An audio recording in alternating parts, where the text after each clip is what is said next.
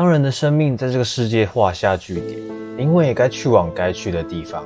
相传，在人死后，会先度过一段漫长的旅程，以布满哀伤的黄泉路作为起点。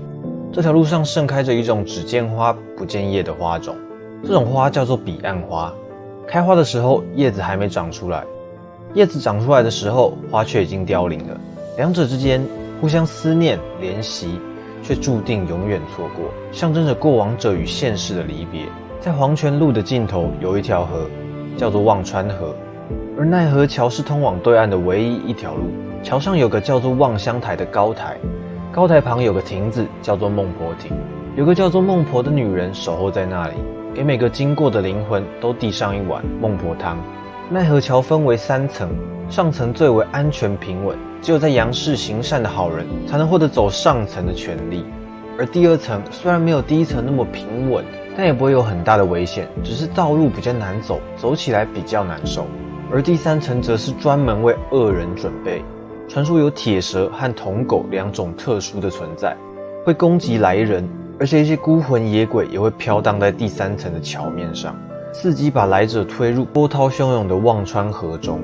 忘川河畔旁立着一块石头，叫做3生石，上面记载着每个人的前世今生。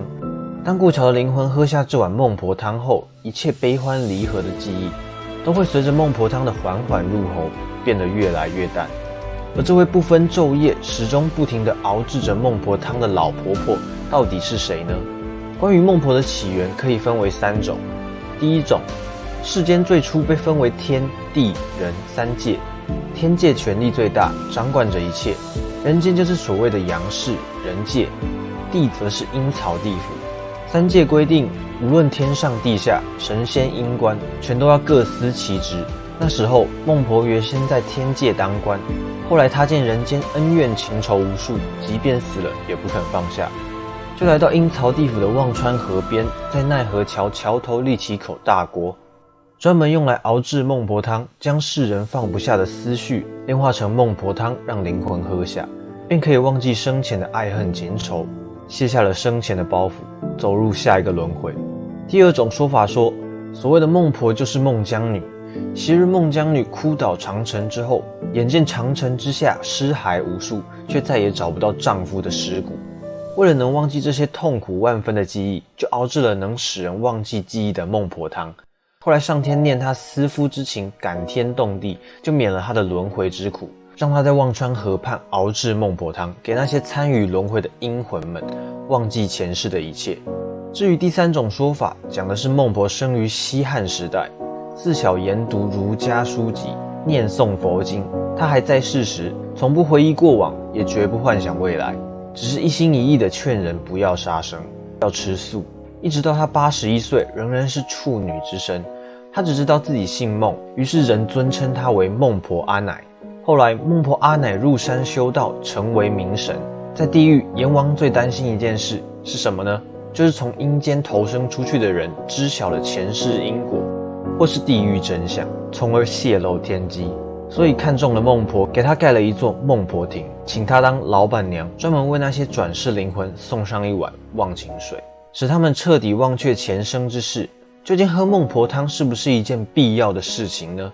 相传，在你喝下孟婆汤之后，脑海中的记忆便会慢慢抽离，眼神也会渐渐的清澈起来。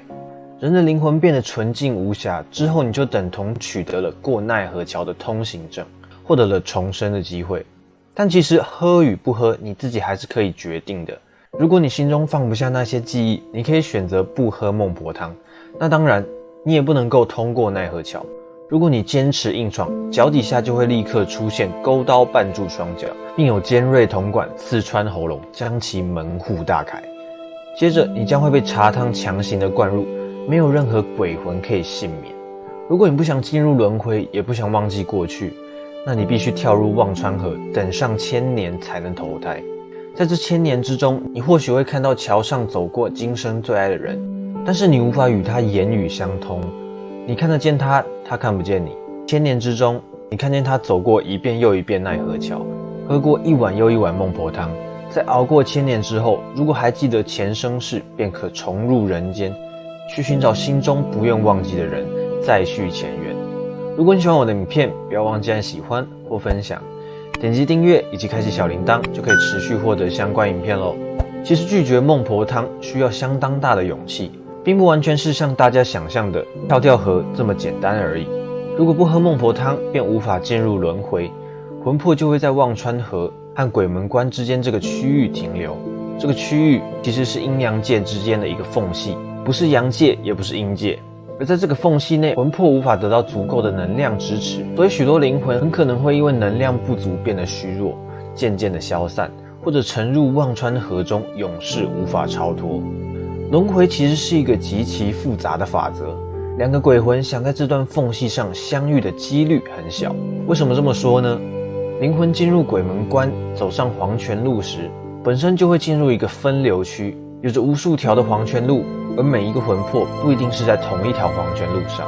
如果一个魂魄是在甲这条黄泉路上，而他想等的人进入了乙黄泉路，那么在这一次的轮回机会中，他就无法见到想见的人。孟婆经常会遇到拒绝喝汤的人，每当此时，他都会用不屑的神情看着这个人。因为许多拒绝喝汤的人在坚持了30-40年之后，不得不放弃坚持，因为无法进入轮回，魂魄得不到任何支撑，没有支撑的灵魂很容易陷入魂飞魄散的状况。更重要的是一种巨大的空虚感，毕竟漫长的等待总使人绝望。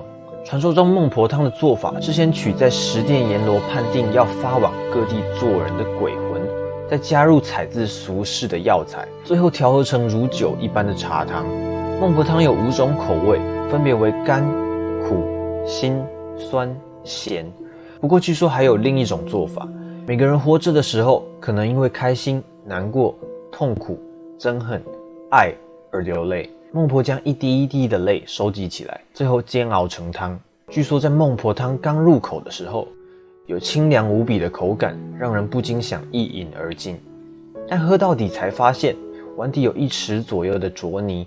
此时再抬头看，原本的孟婆成了骷髅，眼前的忘川河畔也模糊了起来，而且丝毫不记得前生的任何事情。就在惊慌中，忽然大哭坠地，变成了一个什么都不知道的小婴儿。但还有一种说法，相传身上有这4种记号的人，是没喝孟婆汤，受尽千年之苦才投胎的。第一种就是脸上有酒窝，第二种是胸前有痣，第3种是身上有胎记，最后一种脖子后面有痣。你身边有这种人吗？如果有的话，要好好珍惜哦。据说这些记号只有那些不愿忘记生前记忆的人才有。你可能会在网络上看过一些自称拥有前世记忆的人，那些人通常是在年纪很小的时候能够说出一些前世的记忆。令人意外的是，他所说出的内容竟然还确有其事。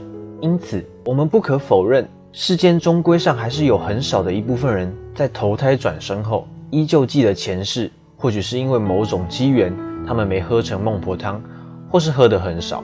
我们不得而知，这究竟是上天的安排，还是有股看不见的力量，试图用他们的现身说法告诉阳间的世人，因果轮回是真实存在的。这次影片就到这边了。如果你喜欢这类型的影片，不要忘记按喜欢或分享。想看到更多相关内容，可以订阅我以及开启小铃铛。那么我们下次见。